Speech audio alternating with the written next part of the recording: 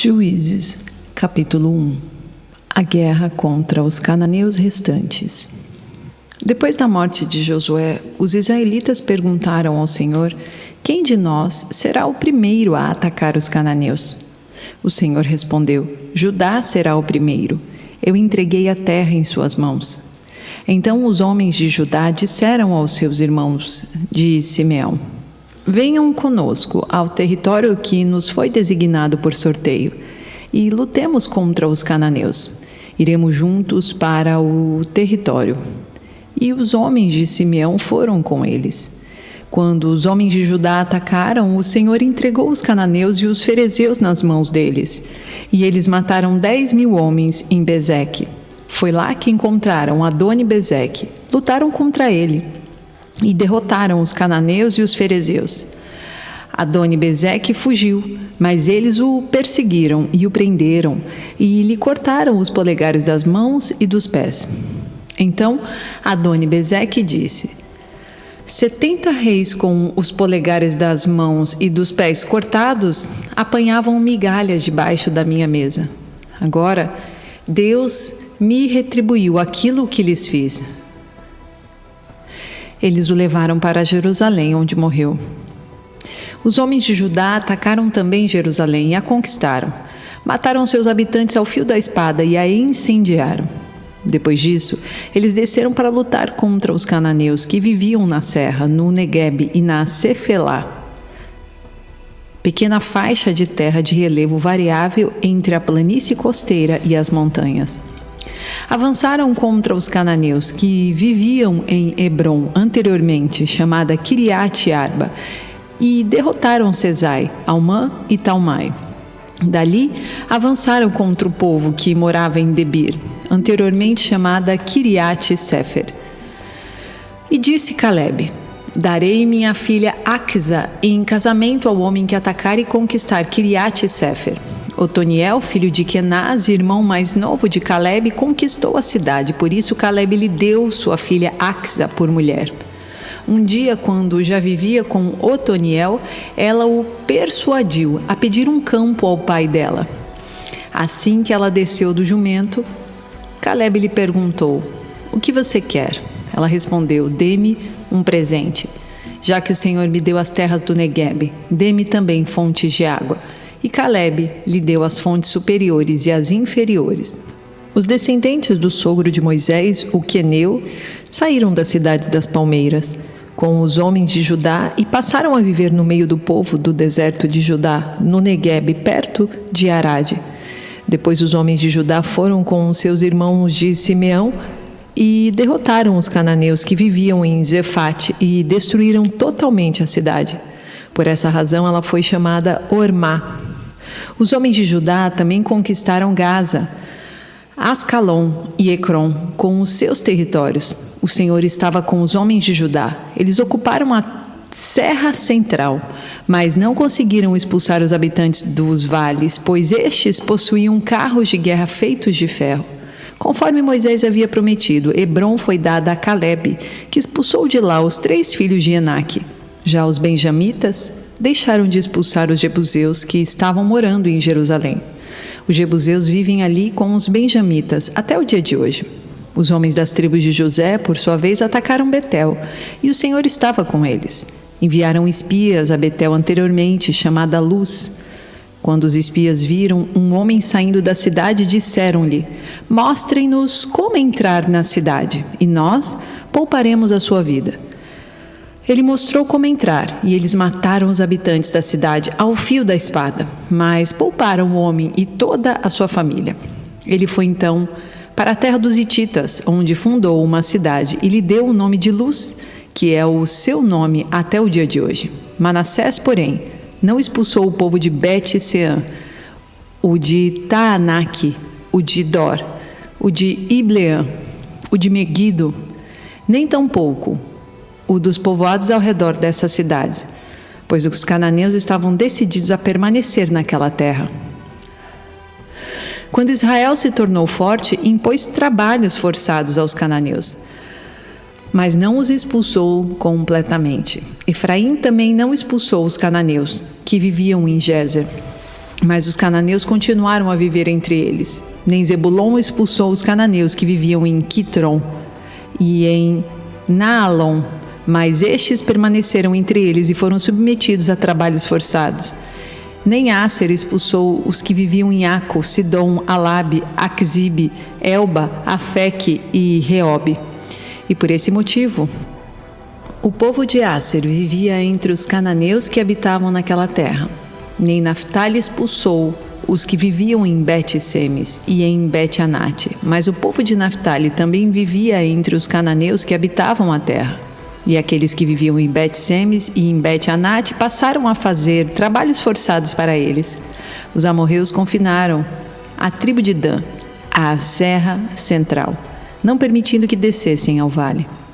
E os amorreus igualmente estavam decididos a resistir no Monte Heres, em Aijalon e em Saalbim. Mas quando as tribos de José ficaram mais poderosas, eles também foram submetidos a trabalhos forçados. A fronteira dos amorreus ia da subida de Acrabim até Selá, e mais adiante.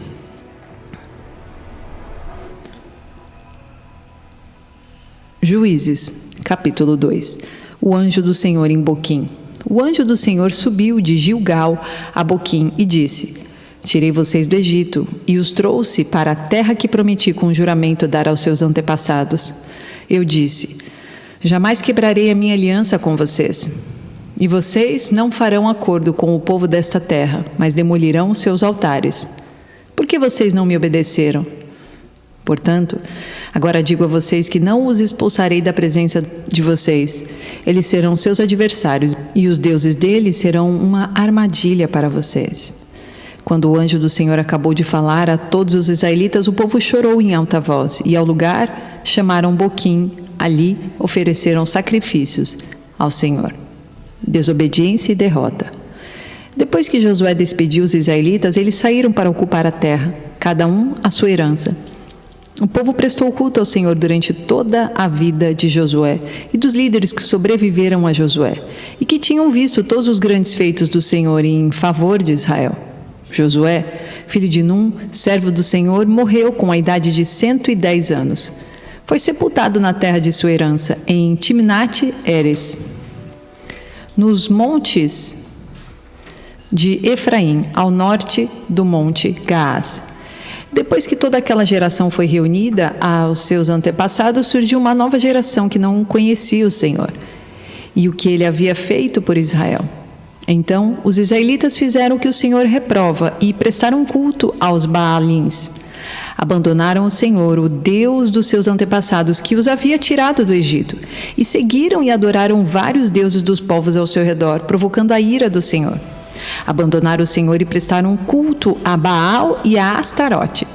A ira do Senhor se acendeu contra Israel e ele os entregou nas mãos de invasores que os saquearam.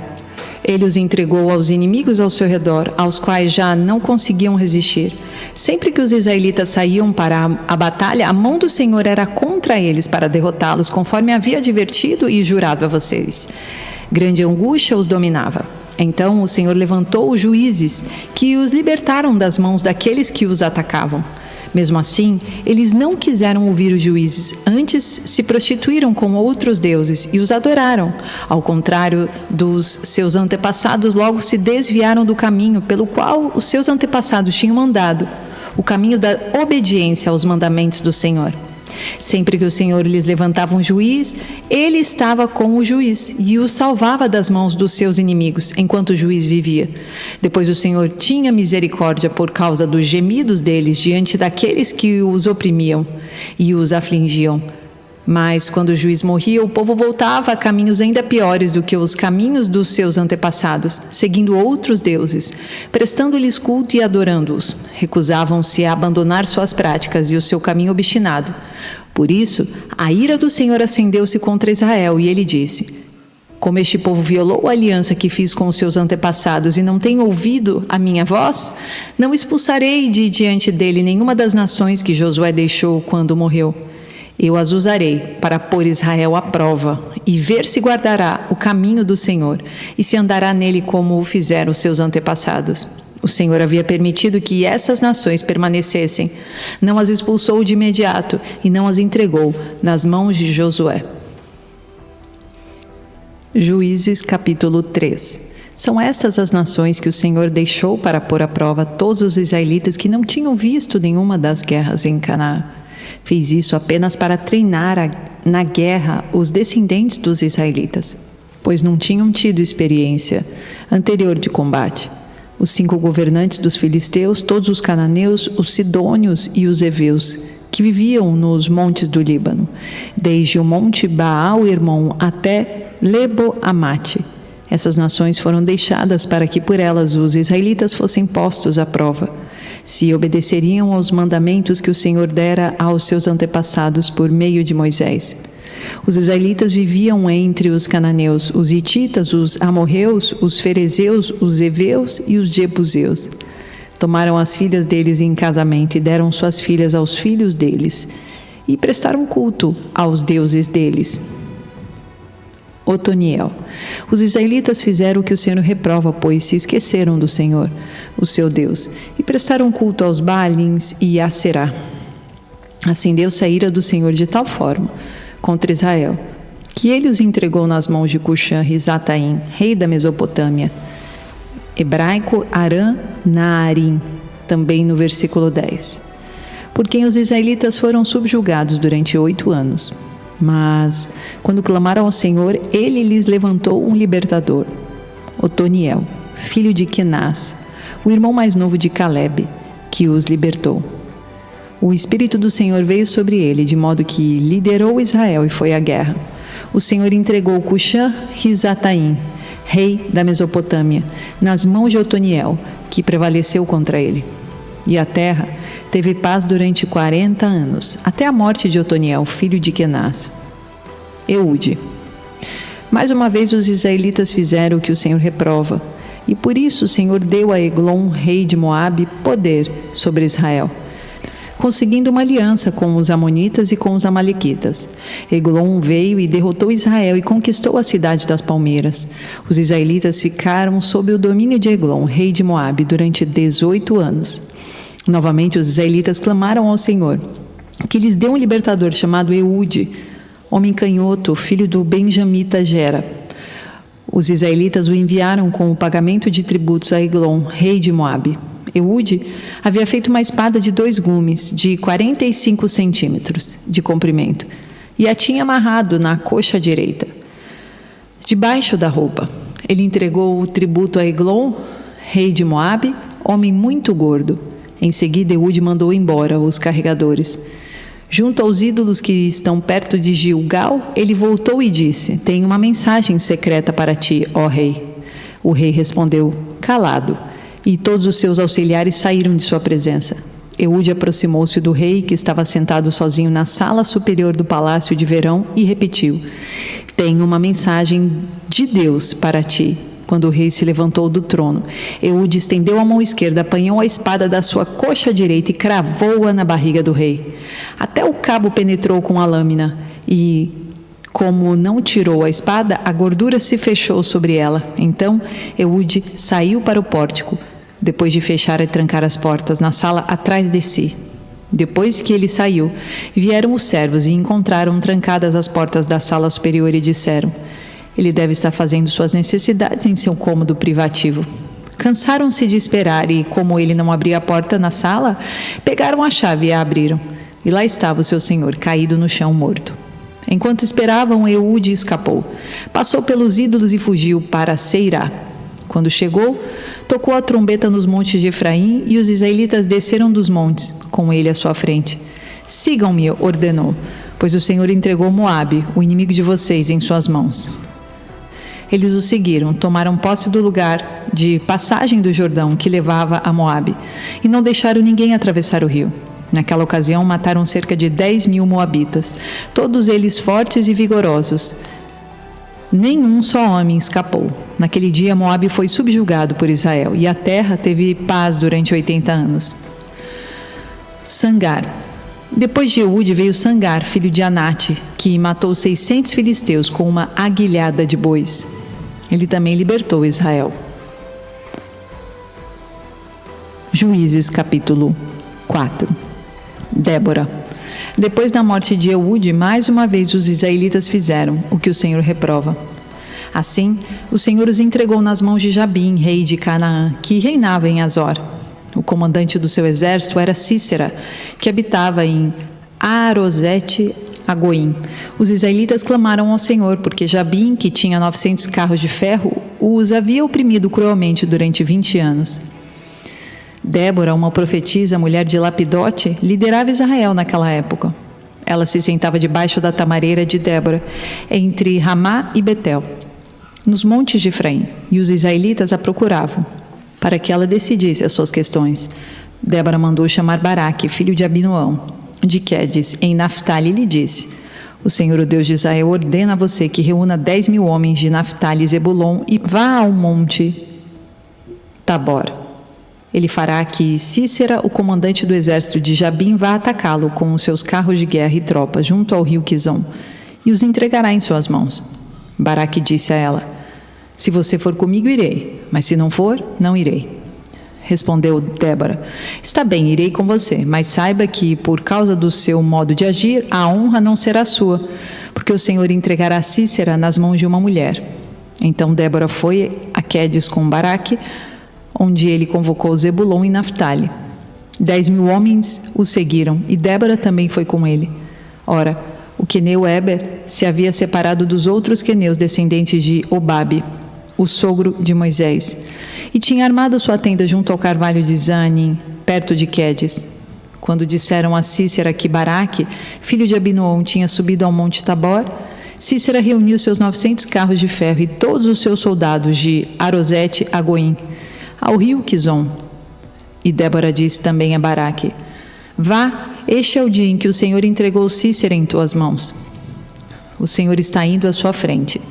Então Baraque desceu o monte Tabor, seguido por 10.000 homens. Diante do avanço de Baraque, o Senhor derrotou Sísera e todos os seus carros de guerra e o seu exército ao fio da espada, e Sísera desceu do seu carro e fugiu a pé.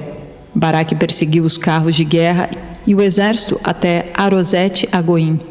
Todo o exército de Sísera caiu ao fio da espada, não sobrou um só homem. Sísera, porém, fugiu a pé para a tenda de Jael, mulher do queneu Éber, pois havia paz entre Jabim, rei de Azor, e o clã do queneu Éber. Jael saiu ao encontro de Sísera e o convidou: Venha, entre na minha tenda, meu senhor.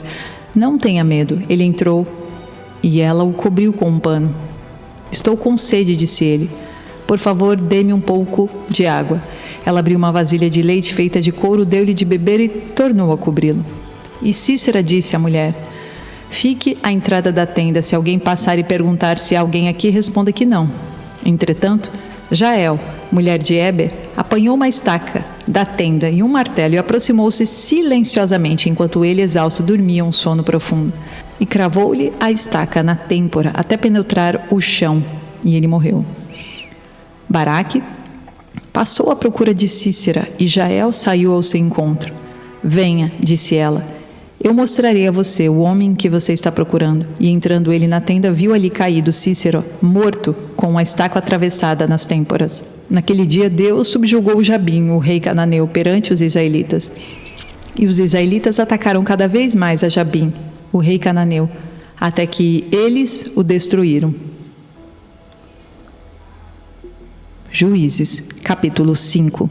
O cântico de Débora. Naquele dia, Débora e Baraque, filho de Abinoão, entoaram este cântico. Consagrem-se para a guerra os chefes de Israel. Voluntariamente o povo se apresenta. Louvem o Senhor. Ouçam, ó reis, governantes, escutem. Cantarei ao Senhor, cantarei. Comporei músicas ao Senhor, o Deus de Israel. Ó Senhor, quando saístes de Seir, quando marchaste desde os campos de Edom, a terra estremeceu, os céus gotejaram, as nuvens despejaram água, os montes tremeram perante o Senhor, o Deus do Sinai, perante o Senhor, o Deus de Israel. Nos dias de Sangar, filho de Anate, nos dias de Jael, as estradas estavam desertas. Os que viajavam seguiam caminhos tortuosos. Já tinham desistido os camponeses de Israel. Já tinham desistido até que eu, Débora, me levantei. Levantou-se uma mãe em Israel. Quando escolheram novos deuses, a guerra chegou às portas, e não se via um só escudo ou lança entre 40.000 de Israel. Meu coração está com os comandantes de Israel, com os voluntários dentre o povo. Louvem o Senhor.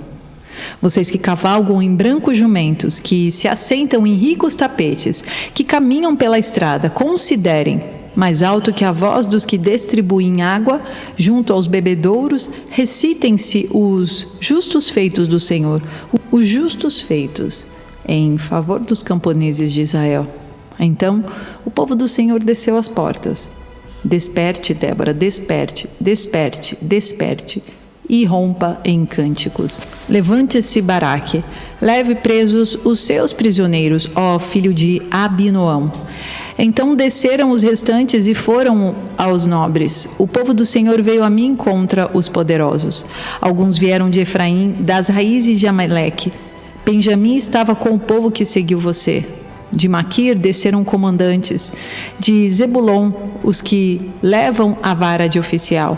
Os líderes de Isacar estavam com Débora. Sim, Isacar também estava com Baraque, apressando-se após ele até o vale. Nas divisões de Ruben houve muita inquietação. Por que vocês permaneceram entre as fogueiras, a ouvir o balido dos rebanhos? Nas divisões de Ruben houve muita indecisão.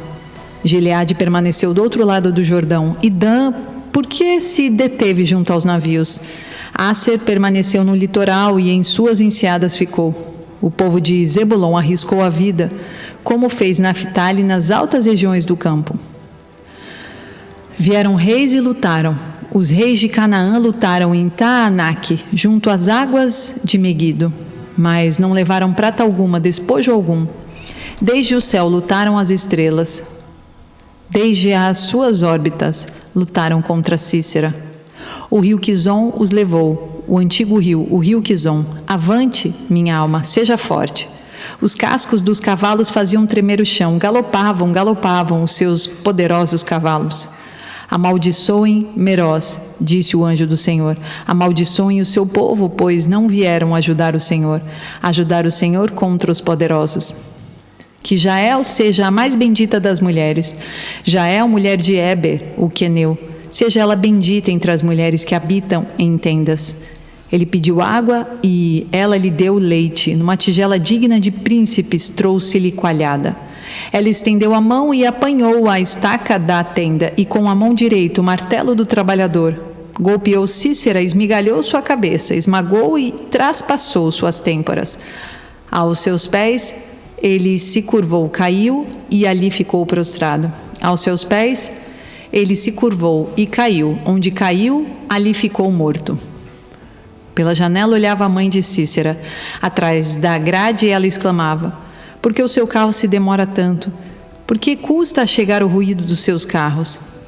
As mais sábias de suas damas respondiam, e ela continuava falando consigo mesma: estarão achando e repartindo os despojos? Uma ou duas moças para cada homem, roupas coloridas como despojo para Cícera, roupas coloridas e bordadas, tecidos bordados para o meu pescoço. Tudo isso como despojo?